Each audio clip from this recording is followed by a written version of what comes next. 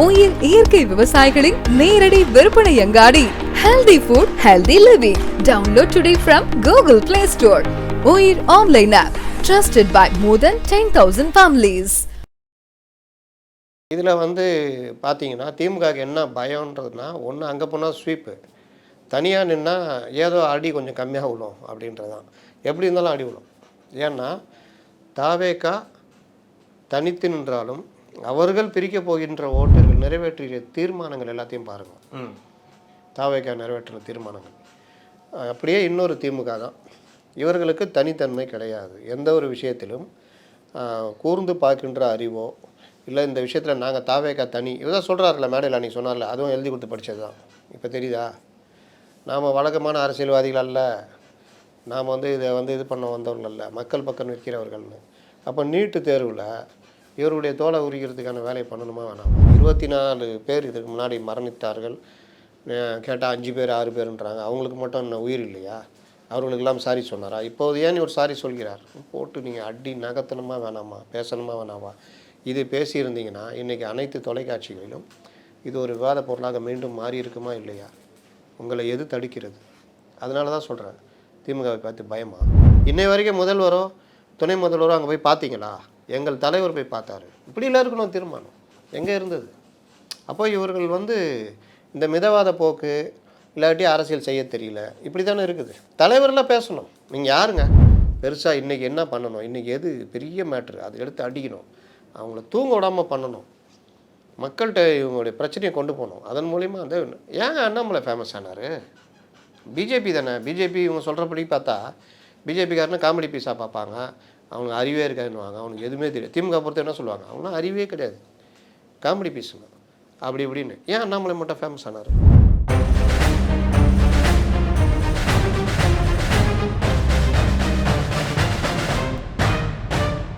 மெட்ரோலுக்ஸ் நெஞ்சங்களுக்கு வணக்கம். நான் உங்கள் கார்த்திக். இன்றைய பொலிட்டிக்கல் பல்ஸ் நிகழ்ச்சியில் நம்முடைய இணைந்திருப்பவர் மூத்த பத்திரிகையாளர் திரு அப்துல் முத்தலிஃப் அவர்கள். வணக்கம் சார். வணக்கம். தாவேகாவுடைய மாநில செயற்குழு கூட்டம் தீர்மானங்கள்லாம் நிறைய நிறைவேற்றப்பட்டிருக்கு. விஜய் அவர்கள் வேற ஆவேசமாக பேசியிருக்காரு. நிறைய பரபரப்பு செய்தியாக இருக்குது. ஆவேசமாக பேசியிருக்காரா, படித்திருக்கிறாரா? சரி, பேசியிருக்கிறார். இப்போலாம் படிக்கிறது தானே பேசுகிறதா மாறிச்சு. எல்லாரும் அப்படி தானே பண்ணுறாங்க. அவர் மட்டும் என்ன விதிவிலக்கு? இல்லாத ஊருக்கு இழுப்பப்பு சர்க்கரை. எப்படி பார்க்குறீங்க அவங்களுடைய மாநில செயற்குழு கூட்டம்? நிறைய விஷயங்களை சொல்லியிருக்காங்க. செப்டம்பர்லேருந்து டிசம்பர் வரைக்கும் மக்கள் சந்திப்பு வேறு சொல்லியிருக்காங்க. பரந்தூர் மக்களை பற்றிலாம் பேசியிருக்காரு. இப்படி பார்க்குறீங்க? இவ்வளோ விஷயத்த இவ்வளோண்டு கேள்வியில் கேட்டு முடிச்சிட்டிங்க. உங்களை மாதிரியே உற்சாகமாக தொண்டர்கள் உற்சாகம் அடைந்து விட்டார்கள். தலைவன் மறுபடியும் ஒரு மாத இடைவெளியில் பிறந்த நாள் கூட வராத தலைவன் வந்துட்டாப்புல அப்படின்னு. சரி, ரைட்டு. செயற்குழு கூட்டம் நம்ம அடிக்கடி சொல்லுவோம். ஒரு தீர்மானத்தை கூட எப்படி நிறைவேற்றணும்னு தெரியல, போட்டு இந்த மாதிரிலாம் பண்ணுறாங்கன்னு. அதுக்கு பதிலளிக்கும் விதமாக இன்றைக்கி தீர்மானத்தை ஒருவர் வாசிக்க, ஒருத்தர் வாசிக்கிறவர் தான் முன்மொழிகிறவர், அப்புறம் இன்னொருத்தர் வழிமொழியணும், அவ்வளோதான். அப்புறம் பொதுக்குழு நிறைவேற்றி கொடுக்கும், அந்த செயற்குழு நிறைவேற்றி கொடுக்கும். ஆனால் இவர் வாசிக்க ஒருத்தர் முன்மொழியே ஒருத்தர் வழிமொழியன்னு, அதுலேயும் அந்த நடைமுறை தெரியாமல் ஏதோ நடத்திட்டு இருக்காங்க. ஏன்னா இவங்க யாரும் தெரியாமல் அவங்க புதுசாக முயற்சி பண்ணிகிட்டு இருக்காங்க. அதுதான் சொல்கிறேன், இவங்க யாருமே அந்த அரசியல் பயிற்சி இல்லாதவர்கள்ன்றதை திரும்ப ஏன்னா ஒருத்தர் ரிட்டையரு, ஒன்று ஸ்ட்ராட்டஜின்னு சொன்னது, ஒன்று அப்படி எல்லாம் இப்படி தான். யாரும் எந்த இதுவும் கிடையாது. ஒன்று 2000 ஓட்டு வாங்கிட்டு ஊர் சுற்றி இருந்துட்டு இன்றைக்கி பொதுச் செயலாளரும் சுற்றி நிற்கிறாரு.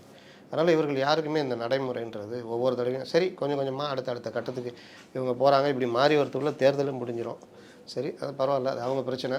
இப்போ இந்த செயற்குழுவில் நம்ம ஏற்கனவே 2-3 இதில் கூட வலியுறுத்தியிருந்தோம். நம்ம என்னென்னா செயற்குழுவில் அறிவிக்கணும். சும்மா பாஜக பி டீமு பாஜகவோட போகிறாங்க, என்டிஏவோட போகிறாங்க அப்படி இப்படின்னா இதை பற்றி விஜய் இதை அறிவிக்கணும் அப்படின்னு சொல்லிட்டு அறிவிச்சா தான் கரெக்டு அப்படின்னோம். இன்றைக்கி அறிவிச்சிட்டாங்க. அதில் நீங்கள் பார்த்தீங்கன்னா கொஞ்சம் நாளைக்கு முன்னாடி நான் கூட ஒரு ட்வீட் பண்ணியிருந்தேன். ஒரு முக்கியமான ஒருத்தர், இவருடைய நண்பர் இன்னொரு இதில் முக்கியமான ஒருத்தர் சந்தித்து பேசியிருக்காங்க. நீங்கள் அதிமுக பக்கம் போகாதீர்கள், தனித்து நில்லுங்கள்னு ஒரு அஜெண்டா கொடுக்கப்பட்டிருக்குன்னு. கிட்டத்தட்ட ஆமாம், கிட்டத்தட்ட ஒரு அஜெண்டா தானே அது. அந்த அஜெண்டா படி தான் இவர்கள் இயங்குகிறார்கள் அப்படின்றது. ஏன்னா 234 தொகுதியிலும் தனித்து நிற்பதுன்றது ஒரு புதிய கட்சிக்கு பெரிய சிக்கலான விஷயம். இவர்கள் நம்புவது ஒன்றே ஒன்று, விஜயுடைய அந்த திரைப்பிரபலம் மட்டுமே. அவர்கள் மேடையில் எல்லாரும் பேசுகிறதும் அதுதான். விஜய் வந்துட்டார், விஜய் பண்ணிடுவார், விஜய் இப்படி பண்ணால் விஜய், அதுதானே தவிர அவரவர்களுக்கு தனித்த ஒரு விஷயங்களை பேசுவதோ இதுவோ கிடையாது. பலரும் எழுதி வைத்து படிக்கிறத தான் நம்ம பார்க்குறோம். அப்போ இவர்கள் வந்து இன்னும் ஆரம்பிக்கவே இல்லை. ஆரம்பிக்காமையே 234 தொகுதின்றது நீங்கள் தமிழ் வழி கல்வியில் பயின்றுவிட்டு நீட் தேர்வை எழுதும் மாணவனுடைய நிலைதான். அப்போ அது வந்து ஒரு பெரிய சிக்கல். இல்லாட்டி இப்படி சொல்லணுன்னா ஒன்றும் படிக்காமல் ஒரு டிகிரியை மட்டும் முடிச்சுட்டு யூபிஎஸ்சி போய் எழுத போகிறேன்னு போகிறது தான். அப்போ இவர்களுக்கு வந்து அந்த சிக்கல் இருக்கிறது. அதை பற்றி கவலைப்படவில்லை. முதல்ல நல்ல வாய்ப்பு இருந்தது, அது தவற விட்டாங்க. ரெண்டாவது தவற விட்டோமான்னு வருத்தப்பட்டுக்கிட்டு சரி வந்தால் பார்த்துக்கலான்ற மாதிரி வெயிட் பண்ணாங்க. இலவு காத்த கிளி மாதிரி. அது வர்ற மாதிரி தெரியல. பாஜக அதிமுக கூட்டணி ஸ்ட்ராங்காக இருக்கிறது நல்லா தெரியுது. அப்போ நம்ம வாயை விட்டுட்டோம், சித்தாந்த எதிரின் அரசியல் எதிரின்னு. அப்போ என்ன பண்ணுறதுன்னு. இன்னொன்று இவர்களை சுற்றி இருப்பவர்கள் இவரை தனியாகவே வச்சு அதன் மூலம் ஆதாயம் அடையலாம்னு நினைக்கிறாங்க. தவிர தாவேக்காவை அடுத்த கட்டத்துக்கு நகர்த்துவோம். சிறு தோல்வியை கூட தாங்கி கொள்ளாத தலைவரும் இருக்கார், தொண்டர்களும் இருக்காங்க. அவங்களாம் ஒரு பெரிய லெவலில் எதிர்பார்க்குறாங்க. முதலமைச்சராக இவர் ஆயிடுவார், பெரிய வெற்றி பெறுவாங்க. அது இல்லை, யதார்த்தன்றதை மறைச்சிட்டு தனித்து நிற்போன்ற மாதிரி முடிவெடுத்திருக்காங்க. அது வந்து என்ன கேட்டால் திமுக வந்து கிட்டத்தட்ட இந்த நிலைப்பாடு இவர்களை தள்ளியதுன்னு சொல்லலாம். எதனால் திமுக அதை சொல்லு? திமுகவுக்கு என்ன பிரச்சனைனா, இவர்கள் என்டிஏ கூட்டணி போயிட்டாங்கன்னா பெரிய ஸ்வீப் வந்துடும். ஓகே, 2011 விட படுதோல்வியை நம்ம சந்திப்போம் அப்படின்றது தெரியும். அதனால் இவர் அங்கே போக விடாமதுக்கான ஏற்பாடெல்லாம் பண்ணாங்க. அப்போது இந்த தனிச்சு போட்டின்றது காரணமே திமுக தானே? கண்டிப்பாக தனிச்சு போட்டிக்கு இவர்களை நகர்த்தியது திமுக தான். ஓகே, ஆனால் இன்னமும் அவர் வந்து இப்போ திமுக பாஜக கூட தானே கூட்டணி இல்லைன்னு சொல்லியிருக்காரு. அதிமுக கூட இல்லைன்னு இது வரைக்கும் சொல்லலை. அதிமுக தான் பாஜக கூட இருக்குல்ல. இன்னொன்று இந்த அஜெண்டா என்ன, நீங்கள் அங்கே போகக்கூடாது, நீங்கள் தனிச்சு கூட நில்லுங்க பார்த்துக்கலாம் அப்படின்னு. அப்போ தனிச்சு நிற்கணுன்ற முடிவுக்கு இவர்கள் வந்து விட்டார்கள்.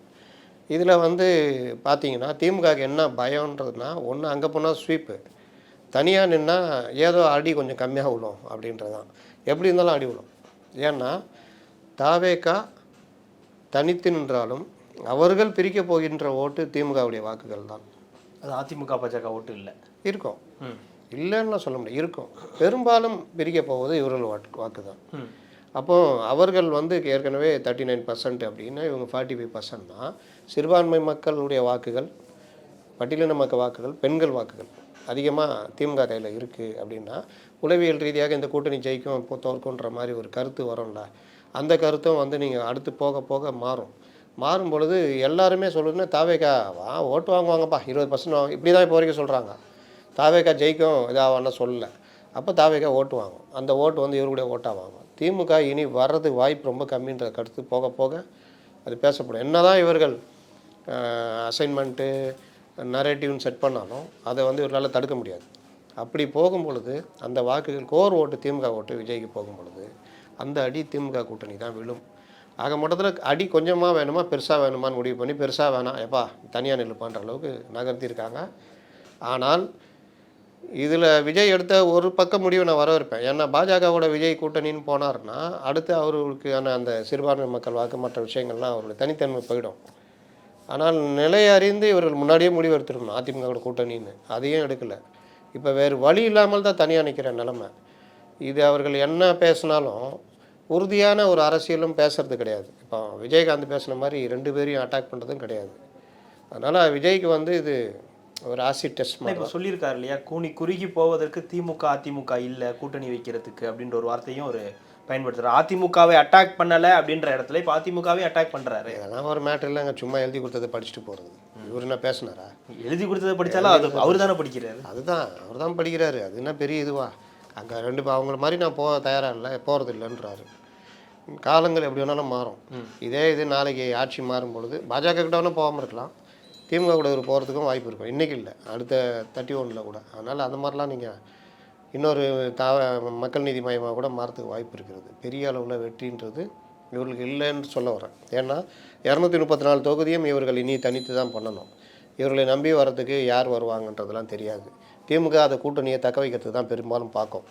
கூடுதலாக ராமதாஸ் இவர்களை உள்ளே இழுக்கிறதுக்கான வேலையை பண்ணோம். ராமதாஸ் என்ன வந்தாலும் அது பாமகவை அங்கீகரிக்கப்படாது. அவருக்கு இப்போ இவர்கள் போயிட்டாங்கன்னா அது அது ஒரு ராமதாஸ் பாமக பிரிவு, பாமக ராமதாஸ் பிரிவுன்ற மாதிரி போகும். இது ஒரு சிக்கல் இருக்குது. இதில் நான் இவர்களுடைய தனித்தன்மைன்னு சொல்கிறேன்ல, அது காரணம் வந்து இவர்கள் நிறைவேற்றிய தீர்மானங்கள் எல்லாத்தையும் பாருங்கள். தாவேகா நிறைவேற்றின தீர்மானங்கள் அப்படியே இன்னொரு திமுக தான். இவர்களுக்கு தனித்தன்மை கிடையாது. எந்த ஒரு விஷயத்திலும் கூர்ந்து பார்க்கின்ற அறிவோ இல்லை இந்த விஷயத்தில் நாங்கள் தாவேகா தனி இதுதான் சொல்கிறாருல மேடையில் அன்றைக்கி சொன்னார்ல, அதுவும் எழுதி கொடுத்து படித்தது தான். இப்போ தெரியுதா? நாம் வழக்கமான அரசியல்வாதிகள் அல்ல, நாம் வந்து இதை வந்து இது பண்ண வந்தவர்கள் அல்ல, மக்கள் பக்கம் நிற்கிறவர்கள்னு. அப்போ நீட்டு தேர்வில் இவருடைய தோலை உரிக்கிறதுக்கான வேலையை பண்ணணுமா வேணாமா? நீட்டு எப்படிங்க உங்களுக்கு விலக்கு வாங்க முடியும்? இல்லை நீட்டு இன்றைக்கி இல்லாமல் இங்கே எப்படி பண்ண முடியுமா? மத்திய அரசு நினைச்சாலும் பண்ண முடியாது. அப்போது நீட் இருக்கிற வரைக்கும் நீட்டில் மக்களை மாணவர்களை தயார்படுத்துகிற வேலையை இந்த அரசு பண்ணலன்ற குற்றச்சாட்டை வைக்கணுமா வேணாவா? ஆனால் இவர்கள் நீட்டில் திமுக என்ன சொல்லுதோ அதோடைய ரிப்ளிகாவாக தான் இருக்காங்க. தெரியுதா? மும்மொழி கொள்கை பற்றிய அடிப்படை அறிவு இவர்கள் இருக்குதானா? இல்லை. அமித்ஷா ஆங்கிலம் கட்டுறது பற்றி வெக்கப்படணும்னு பேசுனது அவர் அந்த ஸ்டேட்டுகளுக்கு பேசுகிறாரு. அதை எடுத்துகிட்டு இங்கே அன்பில் மகேஷ்லாம் ஆங்கிலம் தான் பிரதானம்னு பேசுனார். ஆங்கிலம் தான் பிரதானம்னு ஆக்கிட்டீங்களே, தமிழில் இல்லாமல் போச்சு. இருமொழி கொள்கைன்ற பேரில் தமிழை இல்லாமல் பண்ணிட்டீங்க, தங்கிலீஷ் இந்த மாதிரி போயிடுச்சு. அப்போ அதில் வந்து ஒரு புதிய சிந்தனை தேவைப்படுது. தமிழ் முக்கியம், தமிழ் முக்கியன்றதை நீங்கள் ஏன் கொண்டு வர முடியல? சிபிஎஸ்சிலேயோ மற்ற தனியார் பள்ளிகளையோ கொண்டு வர முடியல. அப்புறம் என்ன நீங்கள் இருமொழி கொள்கை? இந்த கேள்வியே இவர்களுக்கு வைக்க நாலேஜ் இல்லை, வேறு எதுவும் இல்லை, நாலேஜ் கிடையாது. அப்போ ரொம்ப ஈஸின்னா திமுக சொன்ன அதே இது அப்படி இருமொழி கொள்கை. திமுக என்ன சொன்னார்? அன்பில் மகேஷ் அறிக்கை விட்டுருக்காரு, அதை எடுத்து போட்டுக்கோ, அதோடைய ரிப்ளிகா. அப்போ நீங்கள் திமுகவோ அதிமுகவோ தாவேகாவோ 3 கட்சிகளுக்குமே பெரிய வித்தியாசம் இல்லை. எல்லாமே திராவிட கட்சிகள், எல்லாமே அதே கொள்கைகளை உடையது தான். வித்தியாசம்னு பார்க்கும்போது தலைவர்கள் மட்டும்தான். நீங்கள் என்ன சொல்லிங்க வந்தீங்க? நீங்கள் என்ன சொல்லி வந்தீங்க? நாங்கள் இன்னொரு மாற்று இல்லைன்னீங்கள்ல. அப்போ நீங்கள் அது எப்போங்க நீங்கள் புதிய சிந்தனை இந்த மக்கள் கொண்டு வர போகிறீங்க? மும்மொழி கொள்கையை எடுத்து உருட்டினாங்கல்ல, இந்தி திணிப்புன்னு எவ்வளோ நாளுக்கு அதுக்கு உயிர் இருந்தது? ஒரு வாரம் இருந்ததா? அப்போ மக்களுடைய மனப்பான்மை மாறி இருக்கா இல்லையா? 3வது மொழியை நான் ஏன் கற்றுக்கூடாதுன்ற கேள்வி வருதா இல்லையா? தமிழ் ஆங்கிலம் 3வது ஒரு மொழி, என் வீட்டு பிள்ளைங்க படிக்குது, நீ ஏன் தடுக்கிறன்ற கேள்வி வருதா இல்லையா? முன்ன மாதிரி அந்த எதிர்ப்பு பெரிய அளவில் இல்லையே. அப்போ உங்களுடைய சிந்தனையில் அந்த மாற்றம் வரணுமா வேணாமா? இளைஞர்கள் உங்களை அதிகமாக நம்பி வருது, மற்றதில் மட்டும் இன்ஸ்டான்னு போகிறீங்களா? சிந்தனையில் அந்த மாற்றம் வரணுமா வேணாவா? அப்புறம் அதில் மட்டும் அதே பழமை சிந்தனை 50கள் 60களில் இருந்து அதே சிந்தனையோடு இருந்தீங்கன்னா என்ன அர்த்தம்? அப்போது 3வது ஒரு மொழி தேவைன்றது வந்து அது சாதாரணமாக தனியார் பள்ளிகளில் எல்லாத்துலேயும் இருக்கும்போது நீங்கள் நடத்துகிற ஸ்கூல்லேயே இருக்குல்ல. அப்புறம் தமிழ் நீ அதே நடிக்கிறீங்கன்னு அர்த்தம், திமுக மாதிரி தான் நடிக்கிறீங்கன்னு அர்த்தம். அது முத்தலாக் மசோதா, திருத்த மசோதா, அது என்னன்னா படித்து பார்த்தீங்களா? கண்மூடித்தனமாக பாஜகவை திமுக எதிர்க்கிறதுக்காக இஸ்லாமியர் வாக்கு வேணுன்றதுக்காக பண்ணுறாங்க. நீங்கள் அதில் என்னான்னு பார்த்துட்டு என்ன நல்லது கெட்டதாக தெரியுமா? ஒன்றும் தெரியாது. அதில் போய் அணிஞ்சிக்கிட்டு நாங்கள் தான் தீர்ப்பை வாங்கிட்டு வந்தோன்னு வளரிட்டு இருக்கிறீங்க. அதுக்கு அடுத்தது டீலிமிட்டேஷனு அது மக்கள் தொகை கணக்கெடுப்பு நடந்து இதெல்லாம் நடந்து இன்னும் 10 வருஷம் பொறுத்து வரப்போகுது. திமுக அவருடைய தேவைக்காக இந்த விஷயங்களை மாற்றுவதற்காக ஒரு அஜெண்டா கொடுத்தாங்க. நீங்களும் அதே டீலிமிட்டேஷனில் அதே பார்வை தான் உங்களுக்கு இருக்குது. இப்போ இந்த மாதிரி ஒவ்வொரு விஷயத்துலையும் உங்களுக்கு புதிய பார்வையெல்லாம் கிடையாது. இன்னொரு ஒரு இது என்ன, இப்போ விஜய் இருக்கார், அவ்வளோதான். தலைவர் தான் மாறி இருக்காங்க தவிர அங்கே உதயநிதி, இங்கே விஜய், அவ்வளோதான். அதனால் இவர்கள் வந்து பெருசாக சிந்திக்கக்கூடிய அளவிலோ பெரிதாக பண்ணக்கூடிய அளவிலோ இல்லை. இன்னொரு முக்கியமான விஷயம் நான் இந்த இதில் பார்த்தது, இவர்களுக்கு அரசியல் செய்ய தெரியவில்லையா அல்லது திமுகவுடன் சமாதான போக்கா? எதனால் திமுகவுடன் சமாதான போக்குன்னு சொல்லுவாங்க? திமுகவுடன் சமாதான போக்குன்னு ஏன் சொல்கிறேன்னா, இவர்கள் இன்றைக்கி இருக்கிற பிரச்சனையில் திமுகவை கதற விடணும். சமீபத்தில் அஜித்குமார் மேட்டர், சாத்தான்குளத்தில் என்னென்ன பண்ணாங்க திமுகலாம் தெரியும். அதுதான் எதிர்க்கட்சி வேலை, அது கரெக்டு. இவர்களே சரியாக பண்ணலன்றது விமர்சனம் யார் மேலே? அதிமுக மேலே. ஆனாலும் அவர்கள் போராட்டம் ஒன்றிணைந்து பாஜக அதிமுக போராட்டம் அங்கே நடத்தியிருக்காங்க, மாவட்ட அளவில் போராட்டம் நடத்துகிறாங்க. அவங்க கவுன்சிலர் மண்டபத்தில் பதாகை அணிஞ்சு போராட்டம் நடத்துகிறாங்க. அவங்க பெற்றோர்கிட்ட பேசிட்டு எடப்பாடி பழனிசாமி பேசிட்டார், ஆர்வி உதயகுமார், ராஜ் சத்யன் இவங்களாம் நேராகவே போயிட்டாங்க. இப்படி பல வகையில் எல்லாத்துக்கும் மேலே வழக்கு இவர்கள் தான் போய் தொடுத்தது, கூட என்ட்ரி திபேன், மகாராஜன், மற்றவர்கள். ஒரு இது இவ்வளவும் பண்ணியும் இது பத்தாது. அவங்க சமூக வலைதளத்தில் யார் அந்த சான்ற மாதிரி கொண்டு போகிறாங்க. இதெல்லாம் அதிமுகவுக்கு பத்தாதையா?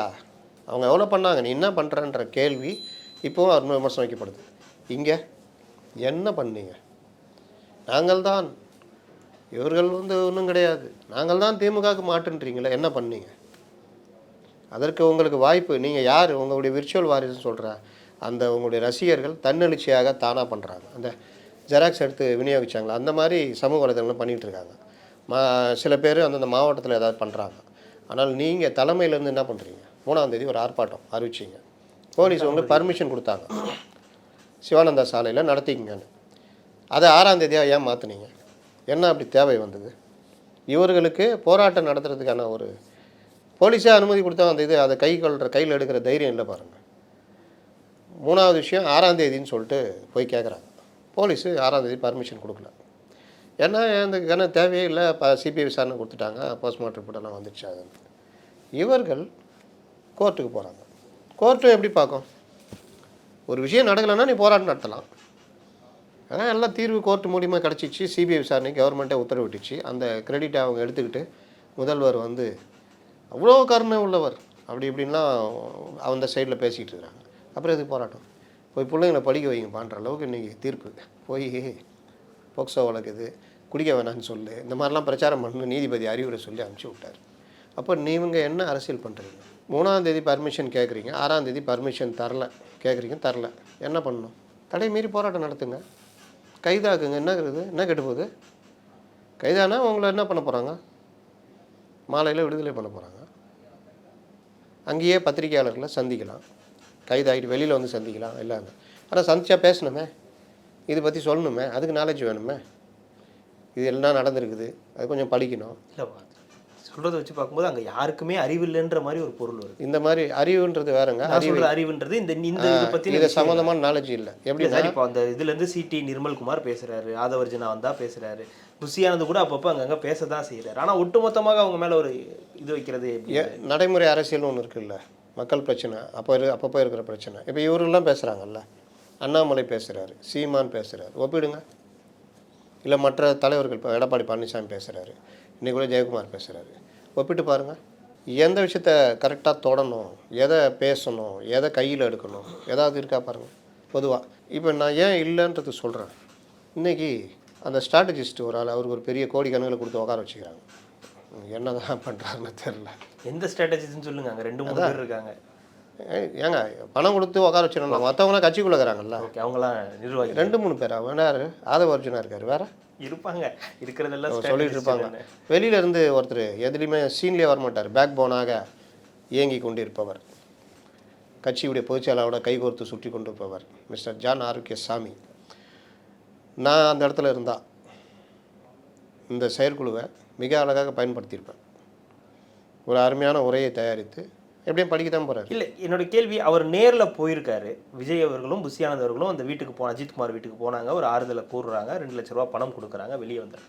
அதை மீறி என்ன எதிர்பார்க்கணுமா அவங்கக்கிட்ட? இந்த செயற்குழுவில் நம்ம பேசியிருக்கணும்னு எதிர்பார்க்கணும். அதை தான் சொல்ல வரேன். அதுக்கு பேர் தான் நாலேஜ். நீங்கள் போனதை நீங்கள் பாராட்டுறீங்க. ஆமாம், நீங்கள் கேட்டிங்கல்ல, அவர் போனதை நீங்கள் பாராட்டுறீங்க. ஆமாம், இந்த செயற்குழுவில் அவர் என்ன பண்ணியிருக்கணும்னு சொல்கிறீங்க? இப்போ அதான் சொல்ல வரேன். இவர்களுக்கு நீங்கள் அறிவு இல்லையான்னு கேட்டீங்க. அறிவு எல்லாருக்குமே இருக்கும். அது எந்த டைமில் எப்படி பயன்படுத்தணுன்றது தான் டைமிங், உங்களுடைய ப்ரெசன்ஸ் ஆஃப் மைண்டு. அது அரசியல்வாதிகளுக்கு சற்று கூடுதலாகவே இருக்கணும். ஸ்ட்ராட்டஜிஸ்டுகளுக்கு அடுத்த வாரம் அடுத்த மாதம்லாம் சேர்த்து சிந்திக்கணும். அதுக்கு தான் இந்த இவரை நான் சொல்கிறேன். ஏன்னா இவர்கள் அதுக்குன்னு வாடகைக்கு ஒரு ஆளை வச்சுருக்காங்கல்ல, வாடகை மூளையை வச்சுருக்காங்க. வாடகை மூளை இதை தவிர மற்ற எல்லாத்துக்கும் வேலை செஞ்சிட்ருக்குது. நான் அந்த இடத்துல இருந்தால் என்ன செய்வேன்னா, ஒரு உரை தான் கொடுக்குறீங்க. அவர் ஒன்றும் மனப்பாடம் பண்ணி பேசலை, அவர் இல்லை தன்னெழுச்சியாக பேசக்கூடியவர் அல்ல. அப்போ அந்த உரையில் நான் பரந்தூர் போயிட்டு வந்தேன்னு அவர் பேசுகிறார். அது போயிட்டு வந்து மாதக்கணக்காகிடுச்சு. பரந்தூர் பற்றி பேச வேண்டிய தேவை இருக்கானா? இருக்குது. நல்ல விஷயம் அவர் தொட்டது. நேற்று மேல்மா நடந்திருக்குல்ல, அவர்களும் விவசாயிகள் தானே. சிப்காட் விஷயத்தில் அவங்களும் போராடிக்கிட்டு இருக்கிறாங்க. அவர்களை குண்டர் சட்டத்தில் அடித்தாங்க, பல பிரச்சனை இருக்குல்ல. அது எங்கே போச்சு? விவசாயிகள் பேசும்போது பேசலாம்ல. சரி, இவர் ஒரு குறிப்பிட்ட சப்ஜெக்ட் மட்டும்தான் பேசுவார். அதுக்கப்புறம் இவர் ஒன்றும் பெருசாக ஸ்ட்ரெயின் பண்ணிக்க மாட்டான்றதுக்கெலாம் இது உதாரணம் சொல்கிறேன். இன்றைக்கி பெரிய பிரச்சனை. இப்போ நீங்கள் சொன்னீங்க நானும் பாராட்டினேன்னு சொல்லிட்டு, அவர் நேராக போயிட்டு வந்தது பெரிய விஷயம். 2 லட்ச ரூபா நிதி கொடுத்துட்டு வந்தது ஒரு பெரிய இதாகிடுச்சு. இப்போ இவர்களுக்கு சங்கடம், நம்ம போகலாமா, இவர் போயிட்டு வந்தால் நம்ம போவோம்னு சொல்கிறாங்களே, அப்போ அது ஒரு மாதிரி ஆகிடுமா, இல்லை என்ன பண்ணலாம் அப்படின்ற மாதிரி திமுக தலைவர்கள் ஒரு மாதிரி இதில் இருக்காங்க. இப்போ நான் என்ன கேட்குறேன், நீங்கள் போயிட்டு வந்துட்டீங்க, பரந்தூருக்கு போயிட்டு வந்ததே குறிப்பிட்டு தீர்மானத்தில் பேசுகிறீங்க. அப்போ இந்த விஷயத்தை நீங்கள் எப்படி கையில் எடுக்கணும், எப்படி பற்றிக்கிட்டு எரியுது, எவ்வளோ கோபமாக எவ்வளோ ஆவேசமாக இந்த விவகாரத்தில் ஒரு அப்பாவி இளைஞர், ஏன்னா இளைஞர்களை கொண்ட கட்சி, ஒரு இளைஞர் தான் சுயமாக உழைத்து வாழணும்னு நினச்சவர், எந்த வித குற்ற பின்னணியும் இல்லாதவர், எந்த குற்ற வழக்கிலும் இல்லாதவர், தாய்க்கு மூத்த மகன், ஒரு அப்பா இல்லாத ஒரு குடும்பம், அந்த ஃபேமிலி, அந்த பையனை வந்து யாரோ சொன்னாங்க ஏதோ சொன்னாங்க, முறையாக எந்த வித விசாரணையும் இல்லாமல் நீங்கள் சட்டத்தை எல்லாம் மீறி தனிப்படை என்ற பேரில் கூட்டிகிட்டு வந்து அடித்து கொன்று அதையும் மறைக்க முயற்சி பண்ணி முதல்வர் முதற்கொண்டு இதை வந்து தடுக்கி விழுந்தாங்க. அவர் இது இல்லாமல் அவர் துறையில் இருக்கிற ஒருத்தர் எஃப்ஐஆர் போட முடியுமா தைரியமாக? தடுக்கி விழுந்தா வலிப்பு வந்ததுன்ற அளவுக்கு மறைக்கிறதுக்கு தடயங்களை அளிக்கிற வேலை இதெல்லாம் பண்ணி நீதிமன்றத்திலேயே வந்து சொல்லி அப்புறம் நீதிமன்றம் மூலம் நியாயம் கிடைக்கிறது. அதற்கு பிறகு இந்த பிரச்சனை பலராலும் பேசப்படுகிறது. உண்மையிலேயே நம்முடைய எல்லா கண்மணிகளும் இந்த விஷயத்தில் நல்லா பண்ணீங்கப்பா, நல்லா உங்களுடைய அழுத்தம், பல்வேறு சமூக வலைதள அழுத்தம் எல்லாம் சேர்ந்து இந்த விஷயத்தில் இது பிடிச்சி நானும் நேரில் போய் பார்த்தேன், கண் கலங்கிட்டேன். நான் ஆனால் பேசலவனாகுது, கண் கலங்கிட்டேன். இது வந்து ஒரு ஈடு செய்ய முடியாத இழப்பு. 24 பேர் இதுக்கு முன்னாடி மரணித்தார்கள். கேட்டால் 5 பேர் 6 பேருன்றாங்க. அவங்களுக்கு மட்டும் இன்னும் உயிர் இல்லையா? அவர்களுக்கெல்லாம் சாரி சொன்னாரா? இப்போது ஏன் ஒரு சாரி சொல்கிறார்? போட்டு நீங்கள் அடி நகர்த்தணுமா வேணாமா, பேசணுமா வேணாமா? இது பேசியிருந்தீங்கன்னா இன்றைக்கி அனைத்து தொலைக்காட்சிகளிலும் இது ஒரு விவாத பொருளாக மீண்டும் மாறி இருக்குமா இல்லையா? உங்களை எது தடுக்கிறது? அதனால தான் சொல்கிறேன், திமுகவை பார்த்து பயமா? இல்லாட்டி இன்னொரு திமுகவா நீங்கள்? இல்லாட்டி உங்கள் ஸ்ட்ராட்டஜிஸ்ட் தூங்குறாரா? மற்ற தலைவர்கள் திமுகவை பார்த்து பயந்திருந்தால் அந்த வார்த்தைகள் எடுக்க மாட்டார் அவர். திமுகவுக்கு எதிராக தான் அப்படின்ற வார்த்தை என்ன எதிராக சொல்லுங்கள். பரந்தூர் விஷயத்தில் பேசுகிறாரு மு க ஸ்டாலின் அவர்களுக்கு. நான் நேரவே வருவேன், தலைமைச் செயலருக்கு நான் நேராக வருவேன். என்ன பெரிய இதுவாது? அங்கே நீ எடுத்து பாரு, எது சொல்கிற சீமானு எடுத்து பாரு, தைரியம் தான் பண்ணிப்பார். நான் மக்களோடு நின்று போராடுவேன்னு சொன்னால் பரவாயில்ல. நேராக எல்லாத்தையும் கூப்பிட்டு வருவேன்னா கூப்பிட்டு வாங்க, ரிசீவ் பண்ணி அனுப்பிச்சி விட்ற போகிறாங்க. இது என்ன இது? இவங்களுக்கு எனக்கு தெரிஞ்ச ஒரே நடிகர் அமிதாப் பச்சனுக்கு அதை தான் மறுபடியும் நான் ஒன்று எடுத்து வச்சுக்குவேன், அதை மட்டுமே சுற்றி சுற்றி பேசுவேன். பரந்தூர் தான் தமிழ்நாட்டில் ஒரே பிரச்சனையா? நான் கேட்குறேன். பரந்தூரும் பிரச்சனை. பரந்தூரை பேசும்பொழுது மேல்மா பேசலான்றார். மேல்மா பேசும்பொழுது நீங்கள் சமீபம் இது மேகதாட்டு அணை கட்டுறாங்க, கொஞ்சம் கூட எதிர்ப்பு தெரிவிக்காமல் கம்முன்னு இருக்கீங்களேங்க. இந்த விவசாயிகளை நீங்கள் என்ன பாதுகாக்கிறீங்க? இங்கே இருந்தாலும் நீங்களும் தொல்லை கொடுக்குறீங்க, அங்கேருந்து கர்நாடகாக்காரனும் தொல்லை கொடுக்குறாங்க. அவனை கேட்டால் அருமை நண்பன்றீங்க, சகோதரன்றீங்க, உங்களுடைய இதுக்கு கூப்பிட்டு அவர் கௌரவிச்சு சால்வெல்லாம் போட்டு கொண்டாடுறீங்க, கை குலுக்கிறீங்க. உங்கள் இந்தியா கூட்டணியில் இருக்காங்க, ஆனால் அவர்கள் உங்களுக்கு எதிராக மேகதாட்டு அணையை விவசாயிகள் எதிராக கட்டுறாங்க. உங்களுக்கு அதை பற்றி கவலையே இல்லை. மண் வளம் இயற்கை வளம்னு சொல்கிறீங்க, ஆனால் இது கொள்ளடிக்கப்படுகிறது. பாதிக்கப்படுற விவசாயி தானே, என்ன பேசுகிறீங்க? இந்த விஷயம் வந்து என்ன கூட தெரியாத அளவுக்கு அவங்கள்ட்ட லைனாக 5-6 பேர் உட்காந்துருக்காங்க. அப்போ அவர்களுக்கு தெரியாதுன்னா தெரியும், ஆனால் அவங்களுக்கு என்ன பிரச்சனை? புசி ஒத்துக்க மாட்டார். தலைவர் ஒரு லெவல் தான் பேசுவார், அதுக்கேற்ற மாதிரி தான் கொடுக்கணும். 10 நிமிஷம்னா 5 நிமிஷம் தான் கொடுக்கணும், அதுக்கு தான் பேசுவார். தெரியுதா இவர்களுக்கு அரசியல் செய்ய தெரியலன்னு நான் சொல்கிறது காரணம் தெரியுதா? இவர்களுக்கு அரசியல் செய்ய தெரியல. இன்னொன்று, இனி திமுக எதிர்த்து பெரிய அரசியல்லாம் பண்ண மாட்டாங்க. சும்மா அப்படி உருட்டிக்கிட்டு ஏதாவது இந்த மாதிரி தான் நான் பரந்தூர் மக்கள் இது அப்படின்னு.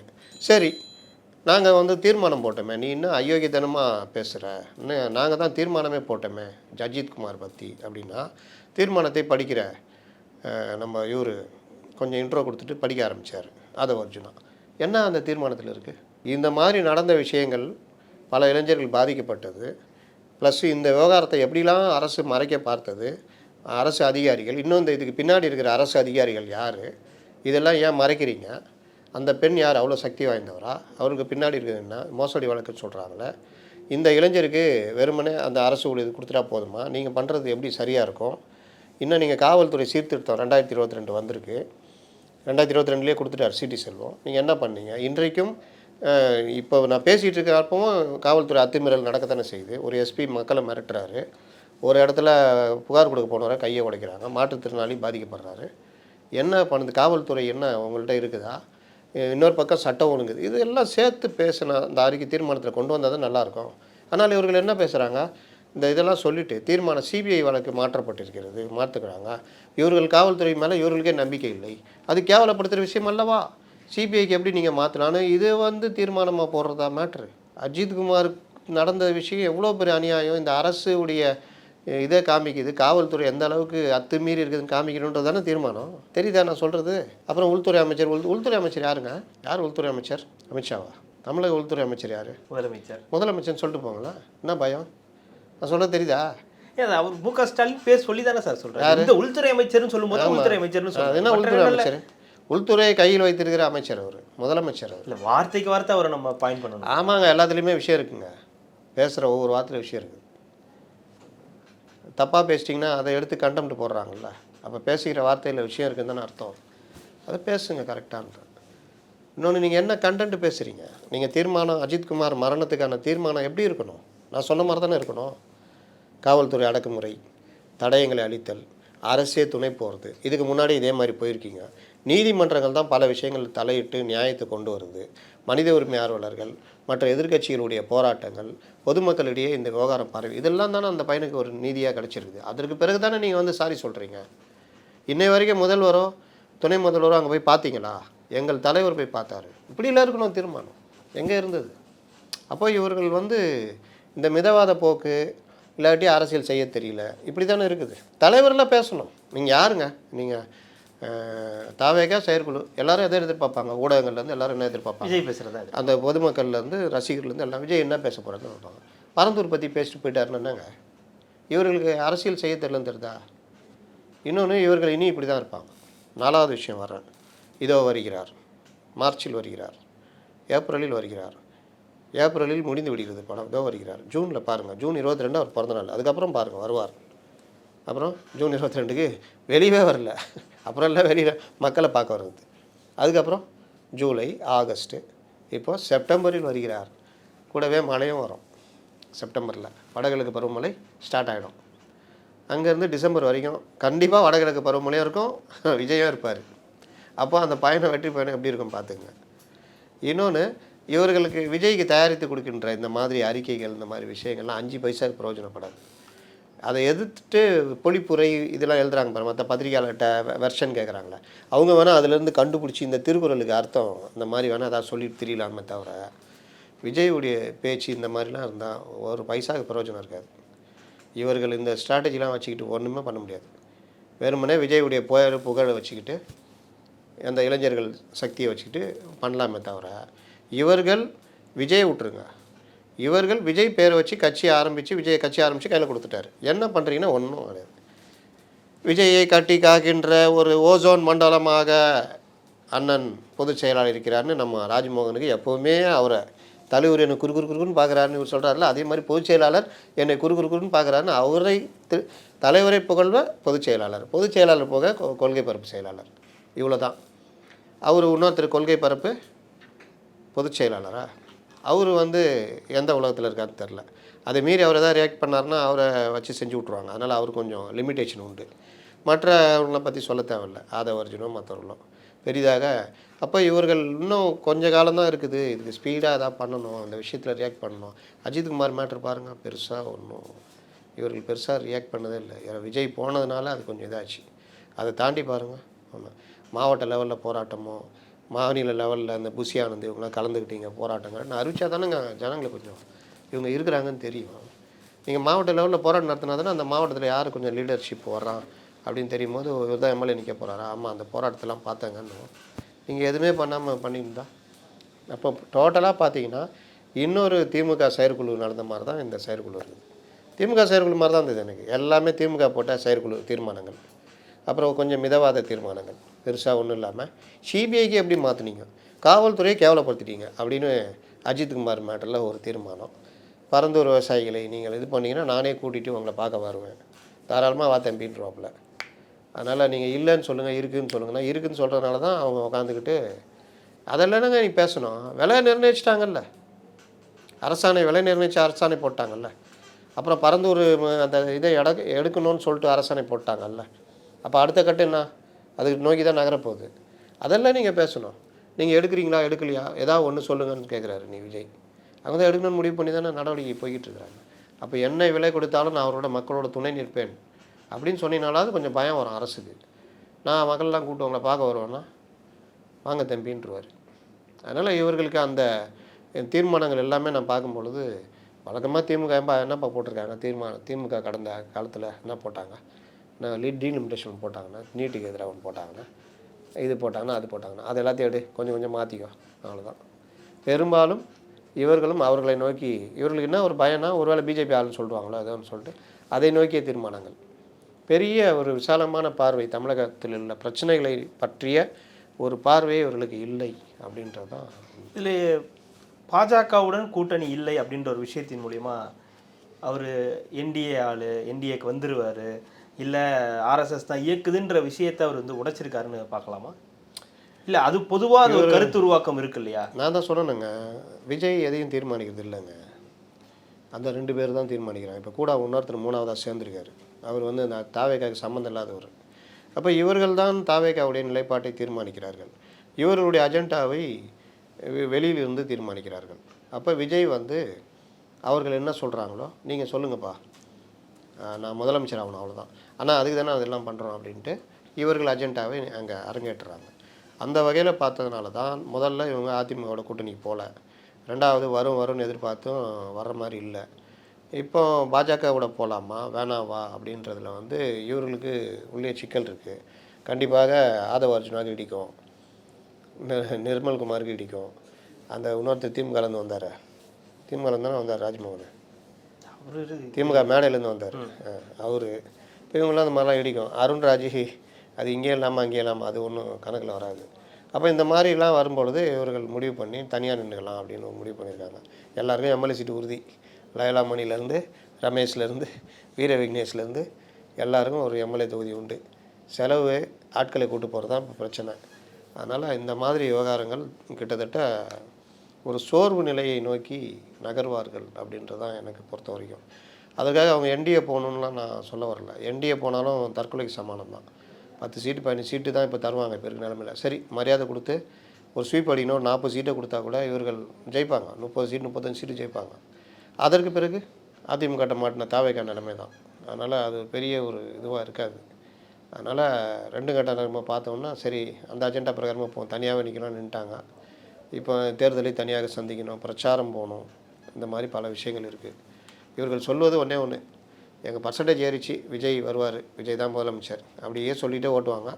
தேர்தல் முடிவு வரும்போது அப்படியா ஆகலையா, ஆனாலும் நாங்கள் பார்த்தியா 20% வாங்கியிருக்கோன்ட்டு போவோம். கணிப்பெல்லாம் முன்னாடியே சொல்லிட்டீங்க. இன்றைக்கி சொல்கிறேன், நாளைக்கு எப்படி தெரியாது. நல்லா ஒன்று புரிஞ்சுக்கிங்க, நான் சொல்கிறதெல்லாம் இன்றைக்கி இருக்கிற சூழ்நிலை. நாளைக்கே விஜய் நம்ம யாருமே எதிர்பார்க்காத அளவுக்கு ஒரு பெரிய பிரச்சாரத்தை தினந்தோறும் நடத்தி ஒரு பேரெழுச்சி உருவாகுது, அதன் மூலியமாக மக்கள் எழுச்சி ஒரு மாற்றம் வரப்போகுது, விஜய்க்கு கூடுதுன்னா ஆமாங்க விஜய்க்கு கூடுது, உண்மையிலேயே பயங்கரமாக பண்ணுறாருங்க நம்ம சொல்லிட்டு போயிடுவோம். அதனால் அன்றைக்கி நிலமை ஒவ்வொரு நிலமை. இன்னொன்று இந்த இவங்க யார் எவ்வளோ சீட்டு பிரிக்கிறாங்க, எவ்வளோ சீட்டு, இந்த மாதிரி விஷயங்கள் இருக்குது. அப்புறம் வேட்பாளர்கள் போடுறது இருக்குது, வேட்பாளர்கள் செல்வாக்கு இருக்குது. இது எல்லாம் வச்சு தான் தேர்தல் தீர்மானிக்கும். இல்லை இந்த இடத்துல பாஜகவை விரும்பாதவர்கள் இப்போ திமுகவுக்கு வாக்களிக்க விரும்பலை, ஆனால் பாஜகவை பிடிக்கலன்றதுக்காக திமுகவுக்கு வாக்களிச்சிட்டு இருந்தவங்களோட ஓட்டெல்லாம் இப்போ விஜய்க்கு. அதுதான் சிறுபான்மை மக்கள் ஓட்டு, அவங்க எல்லாருமே விஜய்க்கு போடுவாங்க. அது இவர் சொல்கிறாங்கல்ல 20%ன்னு, அதெல்லாம் விஜய்க்கு இந்த மாதிரி தான் வரும். அப்படி வரும்பொழுது அந்த அடி திமுக தான் வரும், அது திமுக நல்லா தெரியும். அதனால தான் இல்லாட்டியாக ராமதாஸை போய் இழுக்கிறாங்க. எங்கள் கூட்டணி வலிமைன்னு தானே சொல்கிறாங்க, நாங்கள் அப்படியே இருக்கிறோம், எங்கள் கூட்டணி வலிமையான, அப்படியே ராமதாஸ்கிட்ட போகிறீங்க எதுக்கு? அவரை அங்கே இழுத்து இப்போ அப்பா பிள்ளைக்குள்ள சண்டையை மூட்டி விட்டு இப்போ அது 2 இதாக பிரிஞ்சு கிடக்குது. அப்போது இந்த விஷயத்துக்கெல்லாம் காரணம் என்னென்னா, இந்த பிரச்சனைகளில் நமக்கு பிரச்சனை இருக்குது. சரி ரொம்ப பிரச்சனையும் கொஞ்சம் பிரச்சனைன்னு பார்த்தா கொஞ்சம் பிரச்சனையை தான் வைக்க நம்ம நகருவோம். அதனால் சரிங்க வாங்கப்பா தனியாகவே நில்லுங்க, போயிடாதீங்க, அண்ணன் என்ன பார்த்து செய்யணும் பார்த்துக்கலாம் அப்படின்னு. இவங்களே விஜயை வச்சுட்டு விஜய்கிட்ட போய் கட்சி காசு கொடுனா அவர் கொடுக்க மாட்டார். அப்போ என்ன பண்ணுறது? சரி ரைட்டு விட்டு பார்ப்போம், தனியாகவும் நிற்கணும், வீரமாக பேசிடலாம், இவங்களுக்கு சகாயம் பண்ணிட்டு போயிடலான்ட்டு விஜய் நகர்ந்து இன்னொரு மக்கள் நீதி மையமாக மாறவும் செய்யலாம்.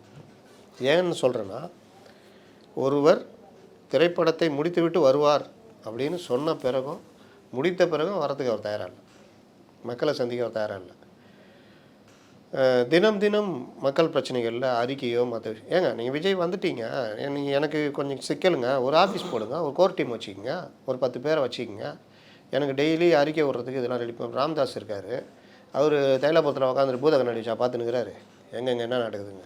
அவருக்கு ஒரு நாலேஜ் இருக்கும், அதோடு சேர்த்து அவர்கிட்ட ஒரு டீம் இருக்கும். அப்போ இந்த பிரச்சனை எப்படி என்ன ஏதுன்றது அந்த எக்ஸ்பர்ட் டீம் இது பண்ணும். அதுலேருந்து அவர் அறிக்கை வரும். சேம் அதே பேட்டர்ன் அன்புமணியும் கையில் எடுத்துட்டாரு, அவரும் அது பண்ணுறாரு. அந்த மாதிரி உங்கள்கிட்ட யார் இருக்கா? கொஞ்சம் சிந்திச்சா தான் உங்களுக்கு பிடிக்காத, அப்படியே குறுக்குன்னு பார்ப்பாங்க. ஏதோ கேட்குறான் பாருங்க, கொஞ்சம் கரெக்டாக கேட்டால் ஐயோ இவன் நம்மளை மிஞ்சிடுவானோ, அனுப்பு வெளியே. இந்த நானே ராஜா நானே மந்திரியில் விஜயகாந்துக்கு ஒரு கேரக்டர் இருக்கும், எடுத்தோன்னா அடிச்சிருவாப்புல. சுத்தமாக நாலேஜ் இருக்காது விஜயகாந்துக்கு. ஒரு பணக்கார வீட்டு பையன், அந்த அம்மாவே ரொம்ப வருத்தப்படும், இப்படி வளர்த்து வச்சுட்டோமேனு. அவருக்கு எதுவுமே தெரியாது. எதுவுமே தெரியாது என்ன பண்ணுவார், அவர் நாலேஜுக்கு ஒரு 4 பேரை கூட்டு வச்சுக்குவார். எப்படி அவர் நாலேஜுக்கு தான் கூட படிக்கணும். அப்போ அவர் இது மாதிரி பண்ணும்பொழுது அவங்க அம்மா சொல்லுவாங்க, ஆள் இது பண்ணோன்னா அவருக்கு உதவியாளருக்கு ஆள் தேடுவாப்புல. அப்போ இவர் நாலேஜ்லேருந்து தான் அதை பார்ப்பார். அப்போ இது இன்டர்வியூ நடத்தும் போது ஒருத்தர், நீ என்ன படிச்சிருக்க? 12வது. நீ பிஎஸ்சி, நான் எம்எஸ்சி. டேய் எஸ்எஸ்எல்சி பெருசா பிஎஸ்சி பெருசா? இங்கே புஷியானது மாதிரி ஒன்று கூட இருக்குது. அண்ணா நான் அதை அப்புறம் சொல்கிறேன், நீங்கள் அவர்கிட்டே கேளுங்கன்னு. ஒன்று என்ன சொல்கிறேன், அது பிஎஸ்சி தான். அதே எப்படியா, இது எஸ்எஸ்எல்சி 4 எழுத்து, இது 3 எழுத்து. அப்புறம் என்னடா அது எத்தனை கிளாஸ்ன்னு கேளுங்கண்ணே அப்படின்னு. ஏய் என்ன எம்எஸ்சி பிஎஸ்சின்ற எத்தனாவது சொல்லு. ஆமாம். அப்புறம் ஒன்றா சொல்லுவான் 18வது. சிரிச்சிக்கிட்டே இது 18வது சொல்ல வேண்டியதானே, அதை விட்டுட்டு இப்படி சொல்கிறேன் அப்படின்னு. அப்போ என்ன ஆகும்னா தெரியுதா, இவர் நாலேஜ் ஒரு பக்கம், இவருக்கு ஏற்ற ஆள் தான் கூட இருப்பாங்க. அதை தாண்டி கொஞ்சம் இவருக்கு தேவையான வெளியிலேருந்து எடுத்தால் கூட அவனை இவங்க நடத்துகிற விதம் அவங்க ஓடியே போயிடுவோம், இல்லை அவனை சேர்க்கூடாமல் பார்த்துக்குவாங்க. சேம் இதே பேட்டர்னு இங்கே நடந்துகிட்ருக்கு. 2வது என்ன, வடிவேல் ஒரு ஹோட்டலுக்கு போவார்ல சாப்பிட்றதுக்கு, வரன்னு தேய்ச்சி அப்படியே மாவு ஊற்றி அப்படியே மேலாப்பில் தூவி எண்ணெய் விட்டு அப்படி இப்படி திருப்பி எல்லாத்தையும் கேட்டு சாருக்கு ஒரு ஊத்தா பண்ணுவாங்க. அப்புறமா வடிவேல் திட்டுவார். அப்புறம் போட்டு வடிவேல் அடியன்னு அடிப்பாங்க. அடிச்சு என்ன சொல்லுவாங்க, நாங்களே போர் அடிக்கணும் ஒரு ஹோட்டல் நடத்தினுக்கிறோம், எங்கே வந்து வடை ஊத்தப்பம் வேணும், அது வேணும், இது வேணும். சேம் பேட்டர்ன் தான். நாங்களே போர் அடிக்கணும் ஒரு கட்சி ஆரம்பி நடத்தினோம், இங்கே வந்து கொள்கை வேணும், பிரச்சாரம் வேணும், மக்களை போய் சந்தி, டெய்லி அறிக்கை விடு, அதில் பேசலையா இதில் பேசலையா, ஏன் பேசலைன்னு கேட்டுனுக்குற, போவியா கம்முன்னு. சேம் இதே பேட்டர்ன். அப்போது இவர்கள் அரசியல் கட்சின்னு வந்து இப்போ டெய்லி மற்ற கட்சியை எடுத்துக்கங்க, டெய்லி ஏதாவது பிரச்சனை, இது எடுக்கணும் அதை எடுக்கணும், என்னடா திமுக டக்குன்னு ஒரு அம்பு அடிக்கிறாங்க, அதுக்கு தடுக்கணும், இப்படியே தான் டெய்லி ஓடிக்கிட்டு இருக்குது. ஆனால் இவர்கள் மட்டும் வேறு உலகத்தில் இருக்காங்க, எதை பற்றியும் பேச மாட்டாங்க. என்னைக்காவது ஒரு அறிக்கை வரும், அந்த அறிக்கையும் அப்படி வந்துட்டு போயிடும். அதுவும் பார்த்திங்கன்னா பெரும்பாலும் திமுக என்ன ஸ்டாண்டோ அதே மாதிரி ஸ்டாண்ட்லேயே இருக்கும். ஆனால் நாங்கள் தான் திமுகவுக்கு எதிரி, நாங்கள் ஒரு மாற்று இல்லை. இது ஏதோ நல்ல வார்த்தை சொன்னார், நாங்கள் இன்னொரு மாற்று அல்ல, மக்களோடு இருப்பவர்கள் ஏதோ ஒன்று சொன்னார். அப்போ வந்து ரொம்ப வித்தியாசமானவர்னா அது வேறு மாதிரி இருக்கும் போலன்னு பார்த்தா ஒன்றும் கிடையாது, இதுதான் போல் அந்த வித்தியாசம். நாங்கள் இன்னொரு மாற்று இல்லை இதுதான் அப்படின்னு. அப்போ புதுசாக வரவங்களாவது சரி ஏதாவது பண்ணுவான்னு பார்த்தா சிந்திக்கிறவங்க யாரும் வரக்கூடாது. சிந்திக்கிறவங்க வந்தாலும் சிந்திக்கக்கூடாது, கம்முன்னு இருக்கணும். கம்முன்னு இருப்பியா, இருப்பேங்க, அப்போ வா. அந்த அடிப்படையில் வந்தால் இப்போ ஆதவுலேருந்து எல்லாம் கம்முன்னுக்குறாங்க. அதை தாண்டியும் யோசிக்க கிடையாது. அப்படியே யோசித்தாலும் இந்த மாதிரி நான் சொல்கிற மாதிரி தான் கொஞ்சம் பெருசாக இன்றைக்கி என்ன பண்ணணும், இன்றைக்கி எது பெரிய மேட்ரு, அதை எடுத்து அடிக்கணும், அவங்கள தூங்க விடாமல் பண்ணணும், மக்கள்கிட்ட இவங்களுடைய பிரச்சனையை கொண்டு போகணும். அதன் மூலிமா வந்து ஏங்க அண்ணாமலை ஃபேமஸ் ஆனார், பிஜேபி தானே. பிஜேபி இவங்க சொல்கிறபடி பார்த்தா பிஜேபிக்காரனை காமெடி பீஸாக பார்ப்பாங்க, அவனுக்கு அறிவே இருக்காதுன்னுவாங்க, அவனுக்கு எதுவுமே தெரியாது. திமுக பொறுத்த என்ன சொல்லுவாங்க, அவங்களாம் அறிவே கிடையாது, காமெடி பீஸுங்க அப்படி இப்படின்னு. ஏன் அண்ணாமலை மட்டும் ஃபேமஸ் ஆனார், தினம் அந்த பிரச்சனைகளை பேசுகிறது தான் எடுத்து வைக்கின்ற வாதம், கேள்விக்கு கேளு, என்ன கேள்வி அதுக்கு பதில். அப்போ என்ன ஆச்சு, ஏய் நல்லா நல்லா கேட்குறாருப்பா. அப்போ இயல்பாகவே ஆளுங்கட்சி மேலே இங்கே இருக்கிற மக்கள் கோபம் இருக்குது, அவங்க மனசுக்குள்ளே 1000 கேள்விகள் இருக்குது. அதே கேள்வி அண்ணாமலை கேட்கும் பொழுது அண்ணாமலை மேலே ஒரு இது வருது, நல்லா கேட்குறாருப்பா, நல்ல நாலேஜ்ப்பா, அவருக்கு நல்ல லீடருப்பா. அப்போ ஒரு பெரிய இதுவே பாஜகவை தாண்டி அண்ணாமலைக்கிட்ட ஒரு டீம் வந்துச்சுல்ல, அதுக்கு காரணம் இதுதான். உங்களெல்லாம் எது தடுக்குது, நாலேஜ் இல்லை, பணம் இருக்குது, நாம் வந்துட்டோம், நம்ம இதை பண்ணிட்டு போவோம், நம்ம சொல்கிறது தான் கரெக்டுன்னு இப்போ வரைக்கும் இருக்கிறாங்க. அதுதான் பிரச்சனை. எல்லோரும் கேஸ் போட்டுருவாங்க அந்த அஜித்குமார் மேட்டரில். இவங்க உட்காந்து யோசிப்பாங்க, ஏன்னா இது போய் புஷிக்கிட்ட பர்மிஷன் வாங்கணும், புஷிக்கிட்ட ரீச் பண்ணணும், புஷிக்கிட்ட கேட்டணும், அவர் ஜான்கிட்ட கேட்பார். இந்த கேஸ் போட்டால் கட்சிக்கு என்ன லாபம்னு பார்க்க மாட்டாங்க, நிர்மல்குமாருக்கு என்ன லாபம், நிர்மல்குமார் பேர் வந்துருமோ, என்ன பண்ணலாம், இது யோசிக்கிறதுக்குள்ளே 4 பேர் கேஸ் போட்டு அங்கே ஏறிங்க ஆரம்பிச்சிடும். அப்புறம் சரி ஓகே நிர்மல்குமார் நீங்கள் போடுங்க. அதுக்கப்புறம் நிர்மல்குமார் போட்டால் அது ஏரிங் ஆகி எப்போ வருது? அதிகபட்சம் நிர்மல்குமார் நம்முடைய வழக்கும் பட்டியலிடப்பட்டது அப்படின்னு பெருமை பேசிக்கலாம், அவ்வளோதான். வேறு என்ன பண்ணீங்க அங்கே போய் பண்ண முடிஞ்சது? ஏன் இந்த ஸ்பீடு இல்லை? காரணம் இவங்க தான், புஷி அண்ட் ஜான். இவர்கள்ட்ட போய் பர்மிஷன் வாங்கி எது ரொம்ப நீங்கள் பண்ணிங்கன்னா அங்கே போய் சொல்லுவாங்க, சார் சரியில்லை, அதிமுகவுடைய பி டீம் மாதிரி இது அவர். எஸ் சார், நீங்கள் என்ன பண்ணணுமோ பண்ணிக்கங்க, அவ்வளோ. அவருடைய பதில் அவ்வளோதான்.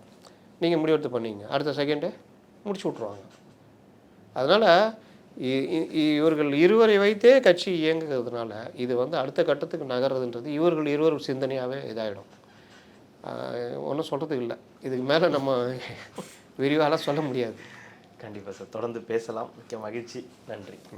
உங்களது ரெட்ரோலக்ஸ் யூடியூப் சேனல்ல தற்பொழுது அரசியல், சினிமா மற்றும் வரலாற்று செய்திகள் மாதத்திற்கு 10 மில்லியனுக்கு மேல நம்முடைய நேயர்களிடத்துல சென்றடையுது. இந்த நிகழ்ச்சிகள்ல உங்களது பிசினஸை விளம்பரப்படுத்தவும் மில்லியன் கணக்கான நேயர்களுக்கு கொண்டு சேர்க்கவும் ஒரு அரிய வாய்ப்பு. தொடக்க கால சலுகையாக மாதத்திற்கு வெறும் 7,999 ரூபாயிலிருந்து ஆரம்பமாகிறது.